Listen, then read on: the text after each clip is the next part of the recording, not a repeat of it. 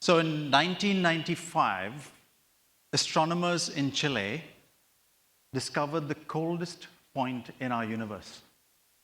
It measured minus 458 degrees Fahrenheit. And a short while later, a small startup outside of Berkeley, California, in a warehouse, beat that record by 1 degree. They used cryogenic cooling to cool their new quantum computer. Rigetti Computing was one of the first, or one of the pioneers in actually distributed quantum computing. We've come a long way since Alan Turing in 1939, where he cracked the Enigma code with using electromagnetic computing. Even my iPhone does more than I can ever use it for. But at the risk of stating the obvious, I think we'll all agree that technology has come a long way, but a big part, or the most important part, of any digital transformation is the people, the humans that are being impacted by the transformation. So let's park that for 1 second. We talk about disruption and thriving in disruption in this age. Disruption's been around since the dawn of man, I think. For many of you in this room, you remember there was the dot-com bust, there was the housing crisis, most recently the pandemic, and it goes on and on and on. And each time we get into one of these crisis modes, many companies come out much better than they went into it. Not all survive.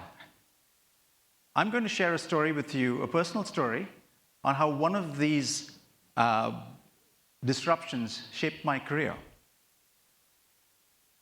So this year is the Dow Jones Industrial Average from 2007 to 2013. I had the absolute pleasure of getting my first global CIO role right here. There was no good news coming from anywhere on this planet at the time. And I come into this role with a fairly large global team, a big capital budget, and big plans. And to make matters worse, I came from a very technology background. I was a CTO before that, so I had very organized black and white OKR concentrations, measures, zeros and ones. And I came into this world of the business side, which was a little, let's say, opaque. So it was a challenge for me, right?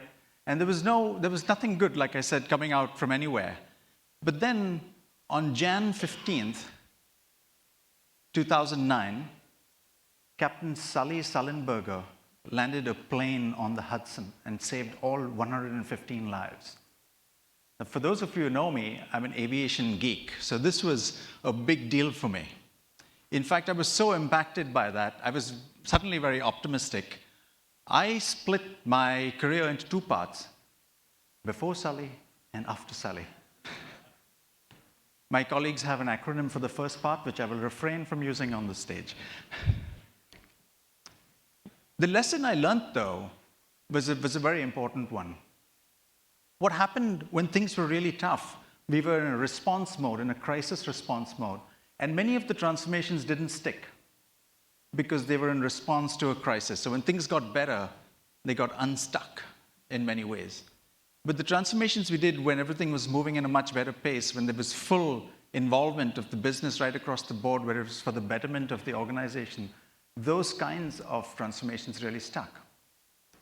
So I did talk about people being impacted by this before, and I'm going to share with you a story I learned because I met Captain Sully a few years ago in Seattle, and after speaking to him briefly, he gave a great keynote, and he shared some very pertinent points about what he was doing. So it was great to meet him in the first place because he's like my hero. But the one thing he said was they were at about 2,600 feet. And if you haven't seen this movie, Miracle on the Hudson, you should. It's a fantastic movie. The role is played by Tom Hanks. And the one thing he said was at 2,600 feet, they had about 2.5 minutes to make a decision on whether they should be going back to LaGuardia or doing something else over a very dense city like New York, right? and they decided to land on the Hudson. But when they made that critical decision, he picked up the mic and he spoke 3 words. He said, brace for impact. None of us want to hear that ever on a plane, and most of us have flown here. But what happened after that was critical because his crew went into action. And you know, the rest is history because they landed that plane safely. But they went into action, locked everything down, got everybody onto the wings of that aircraft, and they all made it back. Which brings me to the second part of the people equation, which is what kind of team do you have on the journey is very critical in this whole transformation process. Do you have the A team? So I interviewed a CFO from a very large oil company in Texas a few years ago, and he told me they take their best people and put them on the transformation committees. Because it's not the people who have all the free time, it's the best people that they take from the front line. So thank you for sharing 30 minutes with me today. I'm going to share some of the principles that I've used in my learnings and journey. They may or may not help you, but I'm happy to hear from others because every day I learn something new. These are the things that work for me, and I'm going to share them with you. One of the first things I approach a transformation journey with, and I've been on a few big ones so far in my career, is charting a course means starting with being extremely genuine. People can see through a false message or narrative in a transformation.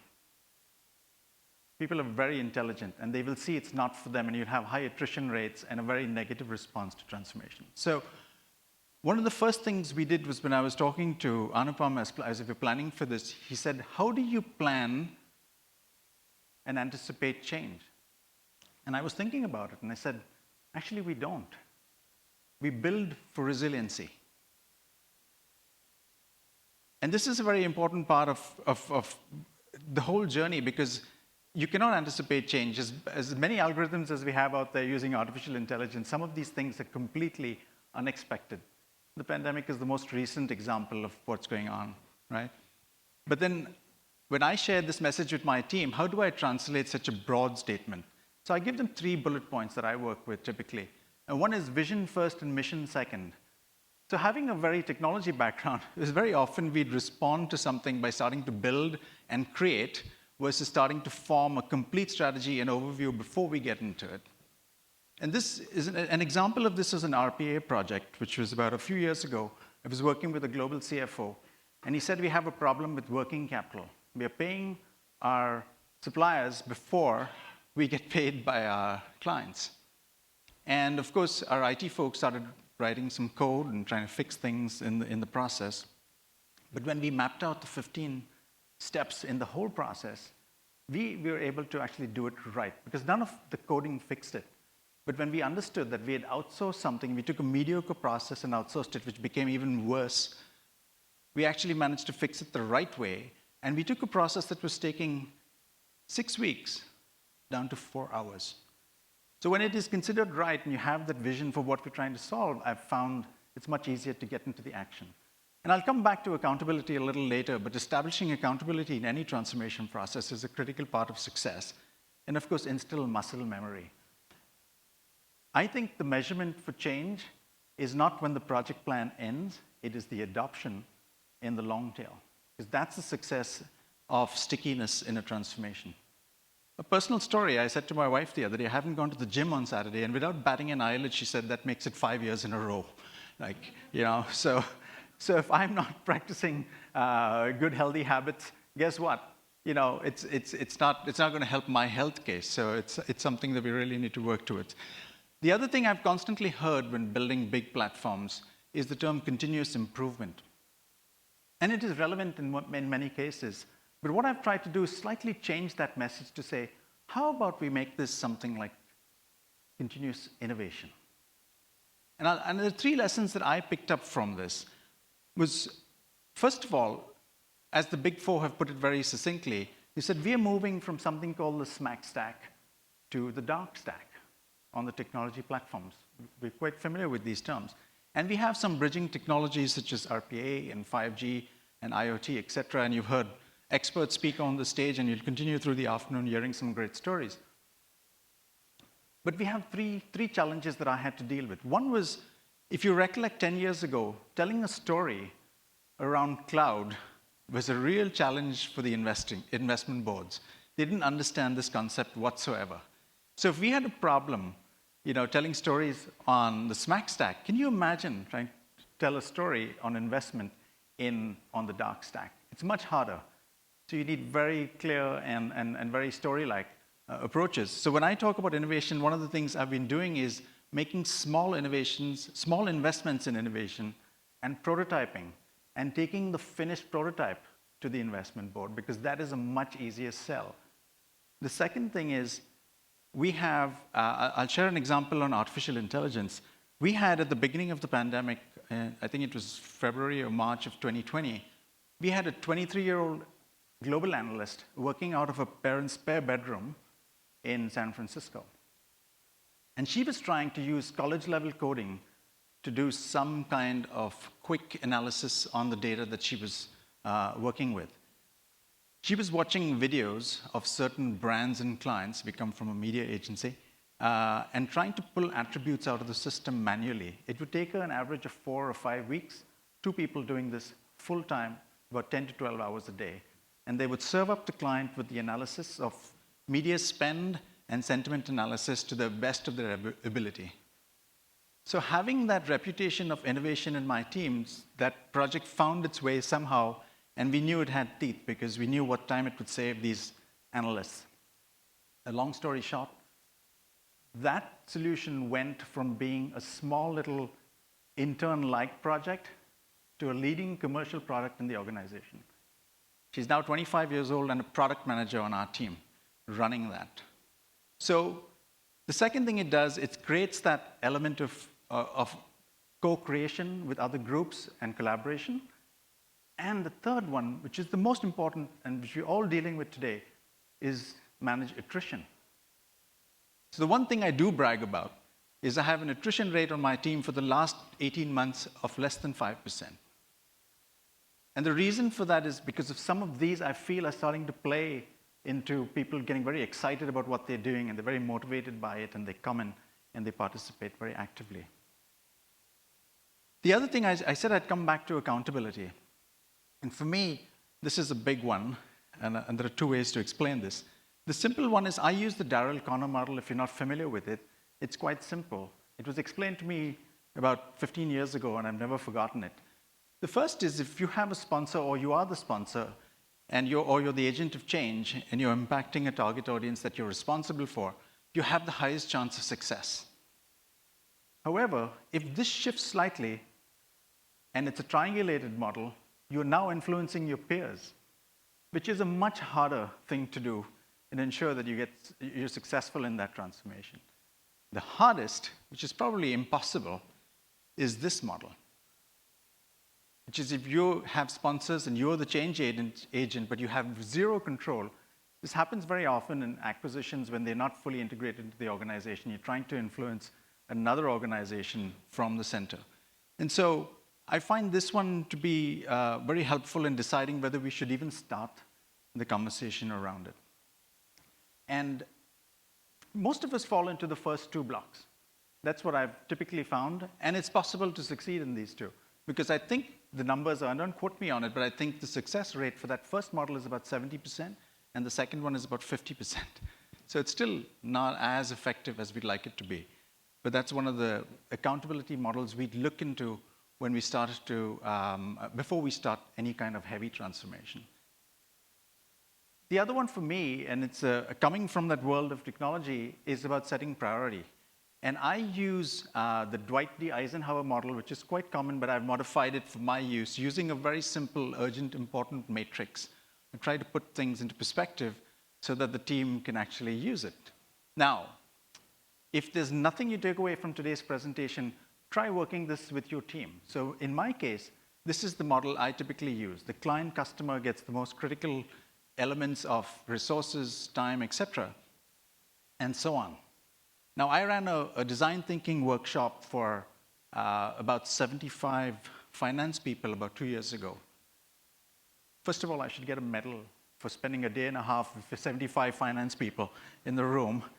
But what happened with the workshop is we came up with about 60 or 70 ideas. And it did take us a day and a half to actually put them into context.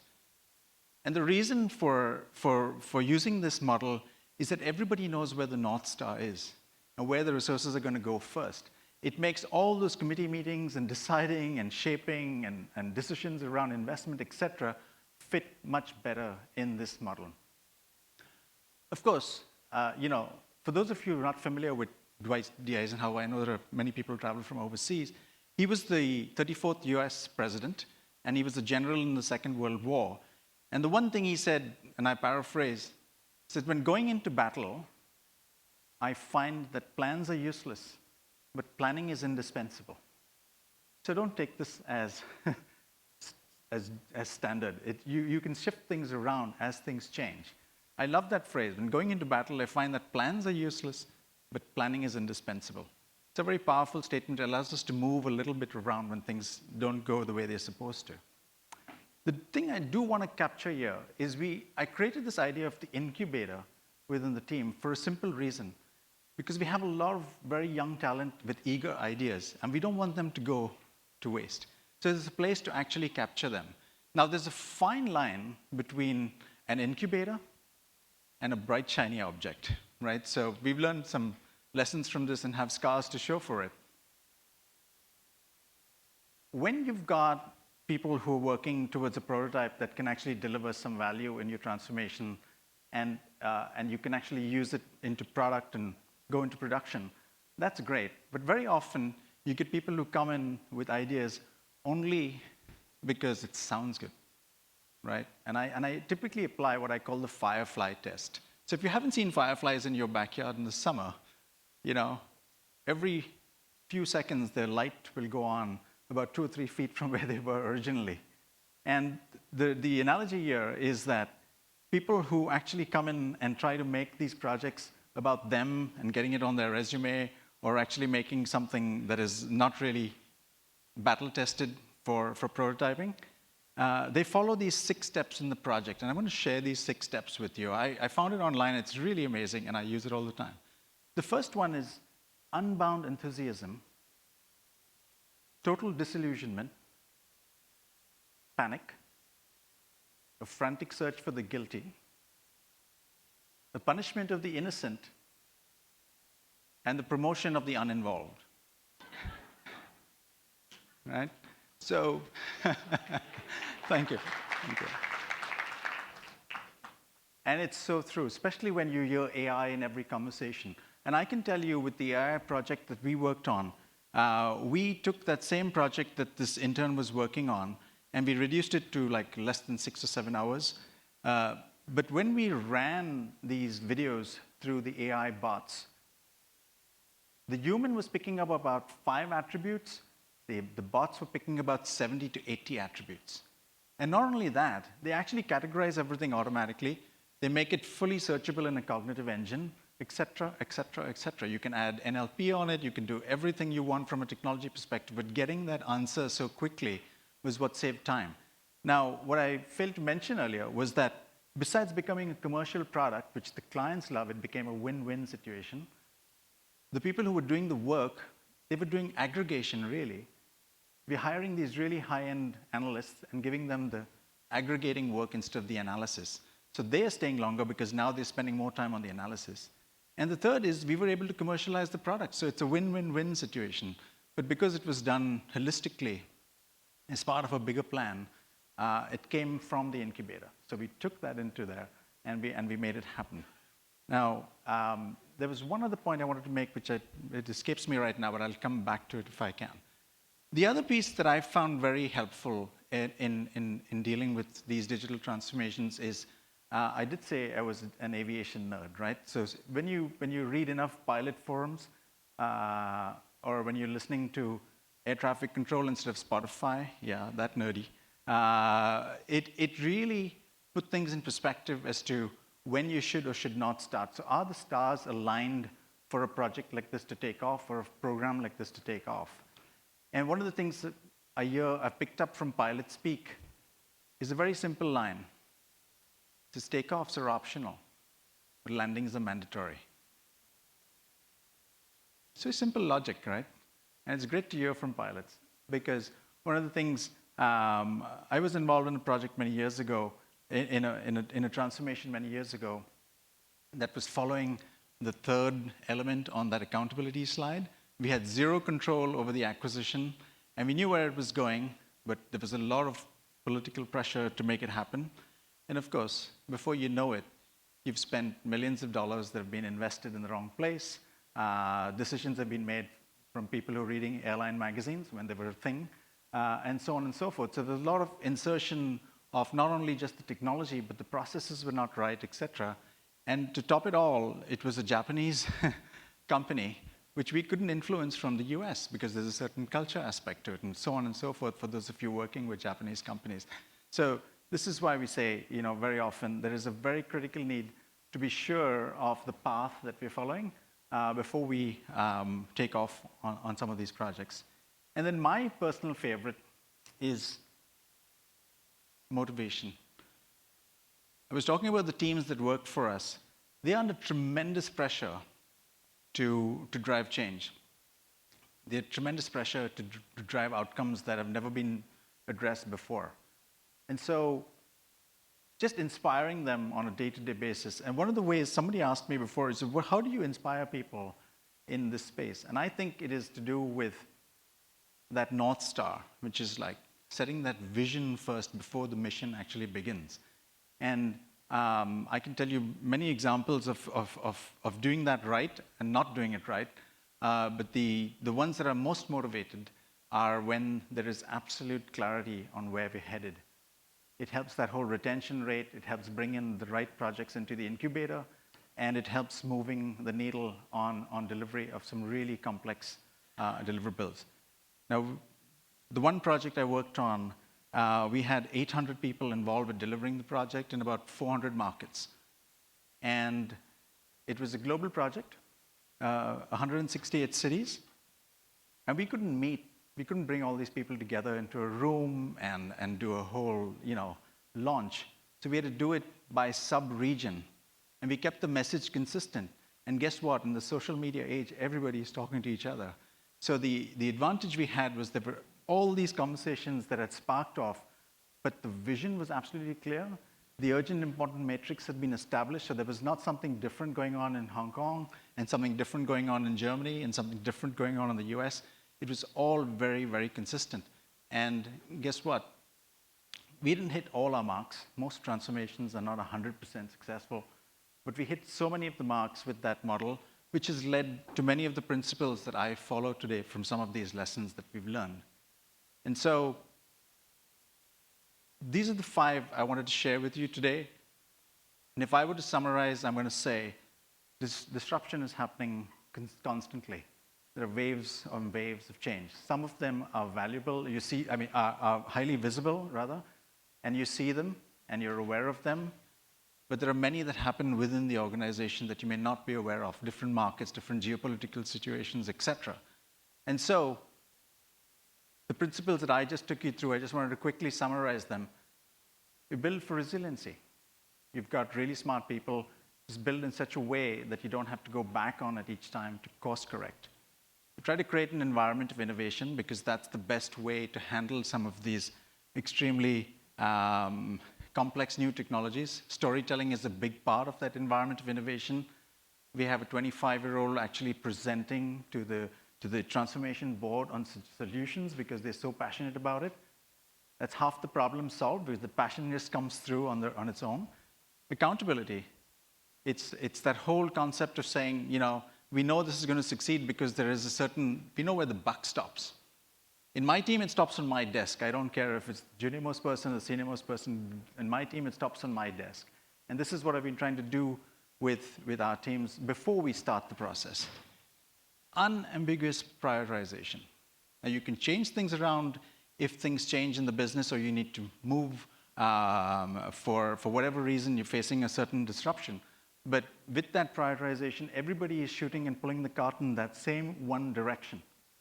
One example we use is if you have 3 flights taking off from New York and all going to LA, but they were off by even 2 degrees, they'd land in 3 different parts of the state, right?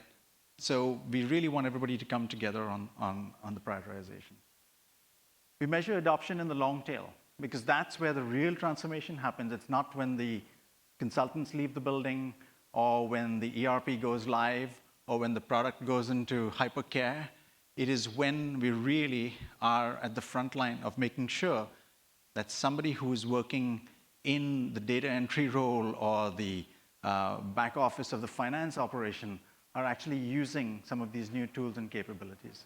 And then finally, the whole idea of really inspiring people to win is a big part of it. And so we do that through this whole motivational piece of it, which is getting everybody to really look at the vision first and the mission second. And that's how I have shaped a few things from moving more from an evolution to a revolution. And I realized there are really 4 types of companies that we have on the planet that succeed at these things. The first 2 are not so successful. They're more reactive. Then you've got the adaptive kind. Then you've got the dynamic and the visionary. And only you know what the culture of your organization is. If you're in the dynamic and the visionary state, you're more likely to create new products or set the new bar. But if you're in the reactive, I don't know if you'll survive the decade, right? Adaptive, sometimes you've got big regulatory organizations that have regulatory concerns, et cetera. They have to just adapt. They cannot just change things out as needed. So it's not a one-size-fits-all. But that's one of the things I constantly talk about. And so thank you very much for spending 30 minutes with me today to share my principles and observations of how I operate within my organization. I don't think we have time for questions. But if you want, you could reach out to me on LinkedIn to carry on the conversation. I do have 2 minutes, apparently. So anyone, any questions? You agree with me, disagree with me? You think I'm smoking something? Sure, let's have an open conversation. Anyone? Yes? So the question from the front of the room is, how do we recognize failure? We don't fail, Ed. I'm just kidding. No, I think it's failure is a part of life. Failure is part of transformation for sure. And one of the challenges we've had is there are 2 ways to respond to it, which is you beat it down, and then you never get another innovation coming out of that group again, or the person for that matter, or you tear it apart and you actually understand what happened when. And if you can pick up some of the lessons from there, you won't pick up all, but if you can pick some of them up, I think you can, the next time you get into this, you can have a little bit of a process going in. So when I talk about incubator, I'm very cautious because we have an organized process for the incubator. It's not that, like I said, 6 steps in a project. We don't want some bright, shiny object or pursuing something that's out there because it's interesting. So what is the value to the top line? What is the value to our clients? What is the value to the operation? Is it strategically positioning us to be a competitive organization? Then we'll bring it out of the incubator. But if it is because we're trying to create the new iPhone or the Tesla, not us. That's not us, right? So we're just trying to. So that's how we respond to failure. But we do fail quite a bit. So out of the last 5 incubator projects, I would say 3 have been extremely successful. The jury's still out on 2. Thank you for that question, though. Anyone else?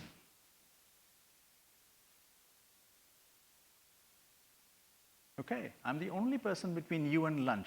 So thank you very much for listening.